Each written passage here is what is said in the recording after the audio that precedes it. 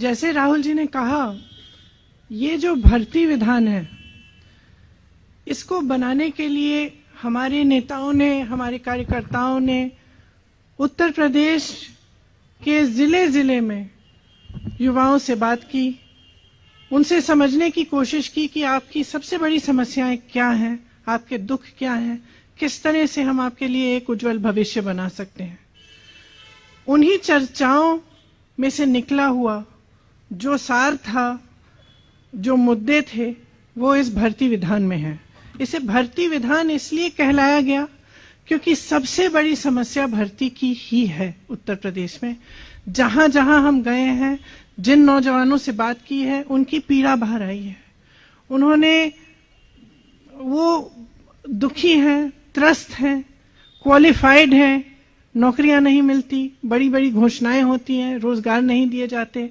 कोई कहता है 25 लाख नौकरियां दिलवाएंगे, कोई कहता है 20 लाख, लेकिन उनको कभी ये नहीं समझाया जाता कि ये कैसे होगा, किस तरह से ये रोजगार आपके लिए बनाए जाएंगे। हमारा ये प्रयास रहा है कि जो नौजवानों की समस्याएं हैं, वो सब इसी भर्ती विधान में उनको सुलझाने का एक हमने खाका तैयार किया है। तो इसमें जिस तरह से, मैं इसके कुछ डिटेल्स आपको अब दूंगी, जिस तरह से रोजगार की समस्या है, हम कह रहे हैं, कांग्रेस पार्टी ने घोषणा की है कि हम 20 लाख रोजगार दिलवाएंगे, जिसमें से 8 लाख रोजगार जो आरक्षण के प्रावधान है उनके तहत ही महिलाओं को भी मिलेंगे।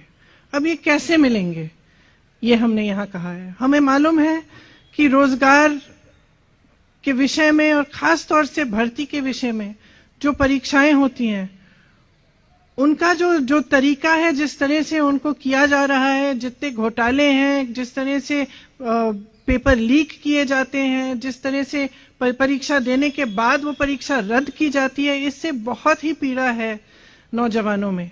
इसीलिए एक पूरा सेक्शन इस भर्ती विधान में हमने डेडिकेट किया है, इसलिए कि किस तरह से ये परीक्षाएं जो हैं, इनमें जो समस्याएं आ रही हैं, जो घोटाले होने, इनको दूर हम किस तरह से करेंगे।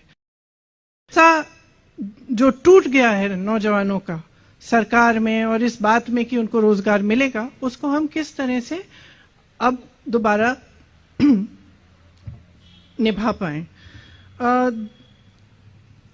इस विधान में भविष्य निर्माण के लिए कि अगर कोई युवा अपना बिजनेस शुरू करना चाहता है, छोटा मोटा काम करना चाहता है, उसका कोई हुनर है, उसको कैसे हम बढ़ावा दें, उसको कैसे हम मदद करें, उसका समर्थन कैसे करें, वो भी इसमें एक अलग सेक्शन में है।